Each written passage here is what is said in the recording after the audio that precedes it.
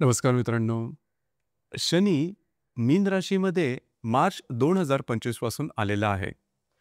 याच्याच जोडीला मीन राशीच्या व्ययस्थानात राहू आणि षष्ठ स्थानात केतू सुद्धा भ्रमण करत आहे. आणि याचाच परिणाम खास करून मीन राशीच्या पूर्व भाद्रपद नक्षत्राने घेतलेला आहे गेल्या 7 ते 8 महिन्यामध्ये. यामध्येच 2026 हे संपूर्ण वर्ष मग मीन राशीसाठी कशा प्रकारे जाईल?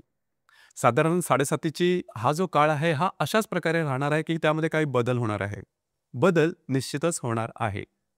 कारण तुमच्या राशीचा जो स्वामी आहे गुरु हा जो तुमच्या चतुर्थ स्थानामध्ये भ्रमण करतो आहे, जून नंतर तुमच्या 5व्या स्थानात अतिशय शुभफलदायी अशा स्थानामध्ये भ्रमण करणार आहे. यामुळे 7.5चा जो प्रभाव आहे हा नक्कीच कमी होणार आहे. या संपूर्ण वर्षामध्ये मीन राशीच्या उत्तर भाद्रपद नक्षत्रावर जो शनीचा प्रभाव आहे तो दिसून येणार आहे. परंतु काळजी करू नका. आता सांगितल्याप्रमाणे गुरुचं जे भ्रमण आहे हे निश्चितच त्याचा जो प्रभाव परिणाम आहे हा बऱ्याच प्रमाणात कमी करणार आहे.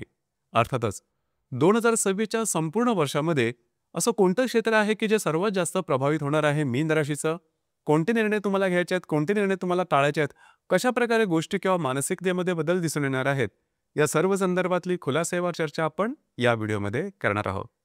तर सुरुवातीपासूनच तुम्हाला जाणवेल की तुमचं जे कार्यक्षेत्र आहे किंवा करिअर आहे त्या संदर्भातल्या गोष्टी थोड्याशा डळमळीत होत आहेत. म्हणजेच तुमचे जे सहकर्मी आहेत किंवा वरिष्ठ आहेत त्यांच्याबरोबर छोट्या मोठ्या कारणामुळे वादविवादाचे प्रसंग निर्माण होत आहेत किंवा तुमच्याकडून जास्त काम करून घेतलं जात आहे अशा प्रकारची काही तुमची मानसिकता झालेली असेल. परंतु काळजी करू नका.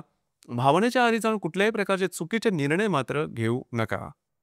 साधारणतः 16 जानेवारी ते जवळजवळ 24 फेब्रुवारीपर्यंतच्या कालावधीमध्ये तुमचे जे खर्च असेल त्यावर थोडंसं लक्ष देणं गरजेचं राहील. खर्च थोडंसं जास्त होण्याची शक्यता आहे. खर्चावर थोडंसं नियंत्रण ठेवणं गरजेचं राहील. असं आपण बघितलं ते मीन राशीकरता खर्च जे आहे ते थोडेसे जास्त होतात. तर त्या संदर्भात थोडी काळजी घेणं गरजेचं राहील. जवळजवळ 24 फेब्रुवारीपासून ते 3 एप्रिलपर्यंतचा कालावधी हा अत्यंत महत्त्वाचा असणार आहे. लक्षात घ्या मीन राशीकरता 2026च्या संपूर्ण वर्षामध्ये मार्च आणि एप्रिल हे जे 2 महिने आहेत हे अतिशय कटकटीचे असणार आहेत, सर्वात जास्त त्रासाचे असणार आहेत. किंवा 7.5 म्हणजे काय त्याचा नेमका अनुभव तुम्हाला मार्च आणि एप्रिल महिन्यात जास्त प्रमाणात येईल.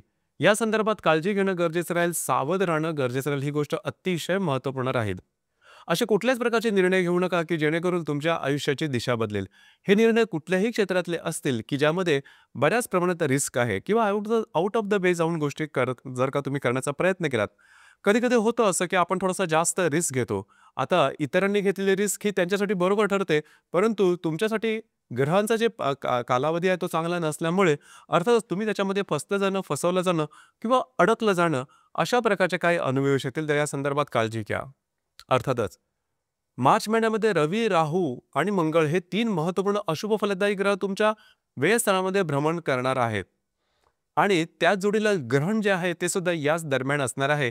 या वर्षीचं पहिलं जे सूर्य आणि चंद्रग्रहण आहे याचा प्रभाव परिणाम तुम्हाला आत्ता सांगितलं त्याप्रमाणे मार्च आणि एप्रिल महिन्यामध्ये जास्त दिसून येईल. सूर्यग्रहण जे आहे हे दिनांक 17 फेब्रुवारीला आहे आणि जे चंद्रग्रहण आहे ते 3 मार्चला आहे. अर्थात या दरम्यान थोडीशी बुद्धी भ्रष्ट होणं ज्याला आपण म्हणतो किंवा चुकीचे निर्णय घेणं किंवा आपले अंदाज चुकणं, आउट ऑफ द वे जाऊन गोष्टी केल्यामुळे त्याचे त्रास सहन करायला लागणं अशा प्रकारचे काही अनुभव तुम्हाला या दरम्यान येऊ शकतील. तर थोडंसं अलर्ट राहणं गरजेचं राहील. त्याचप्रमाणे ज्या विवाहित व्यक्ती आहेत म्हणजेच मीन राशीच्या ज्या विवाहित व्यक्ती आहेत त्यांनी सुद्धा स्वतःचं जे तुमचे जे वैवाहिक जोडीदार आहेत त्यांच्या आरोग्याकडे लक्ष देणं अत्यंत गरजेचं राहील. या व्यतिरिक्त सुद्धा बाकीचे जे तुमचं कार्यक्षेत्र असेल त्या संदर्भात सुद्धा थोडीशी काळजी घेणं गरजेचं राहील. गोष्टी तुमच्या विरोधात जाणार आहेत. एप्रिल महिन्यामध्ये सुद्धा मगाशी सांगितल्याप्रमाणे रवी, मंगळ आणि शनी हे तिन्ही ग्रह तुमच्याच राशीमध्ये भ्रमण करणार आहेत. अर्थातच त्यामुळे थोडंसं गोष्टी स्ट्रेसफुल होणं, भावनेच्या आहारी जाऊन चुकीचे निर्णय घेणं, वादविवादामध्ये गुंतल्या गेल्यामुळे त्याचे त्रास सहन करावे लागणं अशा प्रकारच्या काही गोष्टी तुम्हाला तुमच्या संदर्भात दिसून येतील. आणि या दरम्यान आरोग्याकडे लक्ष देणं गरजेचं राहील. अर्थात एप्रिल महिन्यामध्ये तुम्ही बऱ्याच प्रमाणात ॲक्टिव्ह असणार आहात, परंतु तुमची जी रस आहे त्यांना जास्त शारीरिक मेहनतीची तशी सवय नसते आणि त्याचा प्रभाव परिणाम तुमच्या शारीरिकतेवरती जाणवेल आणि त्याचा परिणाम तुमच्या मानसिकतेवरती होऊन जाईल.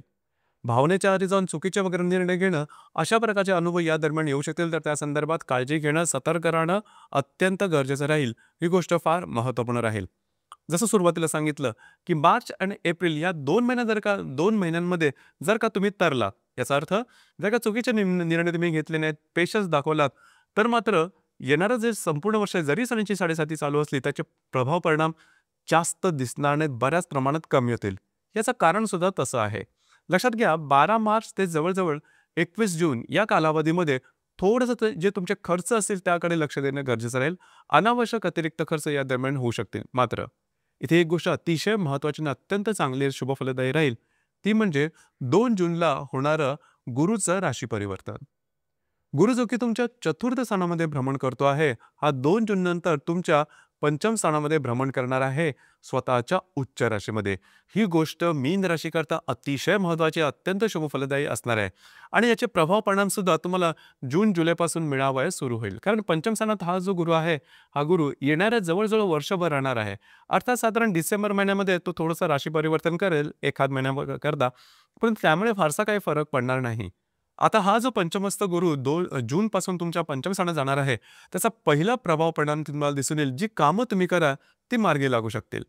आतापर्यंत तुम्ही काय सुरू केलेल्या कामामध्ये अडथळे येणं, अंदाज चुकणं, समोरची माणसं वेगळी वागणं, परिस्थिती वेगळ्या प्रकारे तयार होणं, असे एक ना अनेक अशा गोष्टी तुमच्या समोर येत होत्या. परंतु गुरु जसा पंचमात भ्रमण करेल, तसा हळू तुम्हाला या गोष्टीमध्ये तुम्ही बाहेर याल. पहिली गोष्ट म्हणजे तुमचा आत्मविश्वास तुम्हाला मिळेल. म्हणजे खरोखरच आतापर्यंत भाग्य म्हणजे काय आणि भाग्यावरचा जो संपूर्ण विश्वास तुमचा उडून गेला होता, तो हळूहळू तुम्हाला दिसेल. कारण तुमची कामं मार्गी लागतील. समोरचे माणसं जी असतील किंवा व्यक्ती असतील, की ज्यावरती तुम्ही विश्वास ठेवला होता, ती परत तुमच्या अपेक्षेप्रमाणे म्हणजे चालायला लागतील आणि भाग्याची साथ तुम्हाला उत्तम प्रकारे लाभेल. आर्थिक संदर्भामध्ये सुद्धा काही चांगले लाभ हे या दरम्यान होऊ शकतील, काळजी करू नका. जर तुम्ही कोणाच्या रिलेशनशिपमध्ये असाल, तर त्यांच्यावर वादविवादाचे जे प्रसंग निर्माण झाले होते, ते बऱ्याच प्रमाणात नॉर्मल होतील आणि ज्या गर्भवती महिला आहेत त्या काळामधल्या, त्यांच्यासाठी सुद्धा हा कालावधी अतिशय उत्तम असणार आहे. अजिबात काळजी करू नका. आणि जो विद्यार्थी वर्ग आहे, त्याच्यासाठी सुद्धा हा कालावधी चांगला राहणार आहे. याचप्रमाणे दिनांक 21 जून ते जवळ 3 ऑगस्ट या कालावधीमध्ये घरातलं जे थोडंसं वातावरण आहे ते गढूळ झाल्यासारखं वाटेल. अर्थात त्याचा फारसा मोठा परिणाम तुमच्या वैयक्तिक जीवनावरती होणार नाही, त्याच्यामुळे तशी काही काळजी करू नका. तसा फारसे मोठे त्रास वगैरे होणार नाही. जवळ-जवळ 3 ऑगस्टपासून 3 ऑगस्टपासून ते जवळ 3 सप्टेंबरपर्यंत किंवा ऑक्टोबरपर्यंत जो कालावधी आहे, त्यामध्ये थोडीशी काळजी घ्या. कारण या वर्षीचं जे दुसरं सूर्य आणि चंद्रग्रहण आहे, ते ऑगस्ट महिन्यामध्ये होणार आहे. 12 ऑगस्टला सूर्यग्रहण होईल आणि 28 ऑगस्टला चंद्रग्रहण होणार आहे.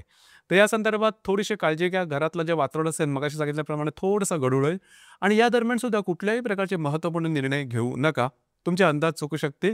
परंतु इथे एक गोष्ट चांगली आहे, की पंचमात भ्रमण करणारा जो गुरु आहे, तो मात्र गोष्टी तुमच्यासाठी टोकाच्या होऊ देणार नाही. तुमचा कॉन्फिडन्स खूप चांगला या दरम्यान दिसून येईल.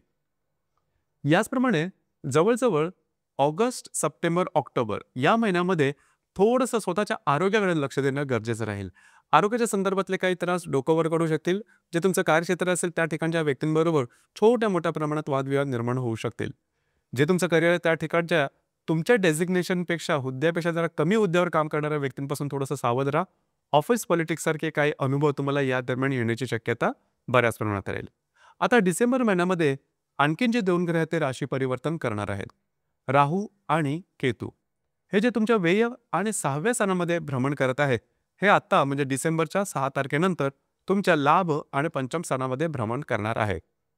अर्थात राहूचं जे राशी परिवर्तन तुमच्या लाभ आणि पंचमात होणार आहे, त्याचे परिणाम मात्र तुम्हाला या महिन्यात मिळणार नाहीत. कारण ते तिथे जवळ येणाऱ्या 1.5 वर्षापर्यंत राहणार आहेत. त्याच्यामुळे तशी काही काळजी करू नका. आता जसं सांगितलं तसं 7.5चं फारसं टेन्शन घेऊ नका.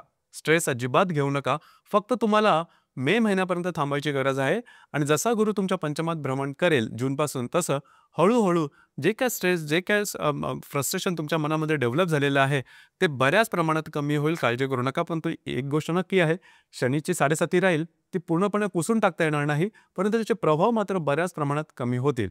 त्यामुळे आत्ता असं सांगणं फार गरजेचं आहे, की आत्तापर्यंत जो काही तुम्ही अनुभव घेत आहात 7.5चा, हा काही फारसा टिकणारा नाहीये किंवा तेवढा ठळक सुद्धा होणारा नाहीये. गरज आहे फक्त तुमच्यातला जो पेशन्स आहे हा दाखवण्याची. वाट बघा, सरळ मार्गी राहा. या संपूर्ण वर्षाचे मार्च आणि एप्रिल हे जे 2 महिने आहेत, हे गेम चेंजर होऊ शकतील. मग त्या 2 महिन्यामध्ये तुम्ही कशाप्रकारे स्वतःला ट्रीट करता कशाप्रकारे परिस्थितीला हाताळता, कशाप्रकारे गोष्टी हाताळता, हे सगळ्यात जास्त महत्त्वपूर्ण ठरणार आहे आणि त्याचाच परिणाम तुम्हाला येणाऱ्या कालावधीमध्ये नक्की मिळणार आहे. मात्र एक गोष्ट निश्चित, गुरु जो तुमच्यासाठी धावून येणार आहे जून महिन्यापासून, तो मात्र तुमच्यासाठी शुभफलदायी असाच असणार आहे. तर मित्रांनो, हे होतं मीन राशीचं 2026 कर्कचं संपूर्ण वर्षफळ. धन्यवाद.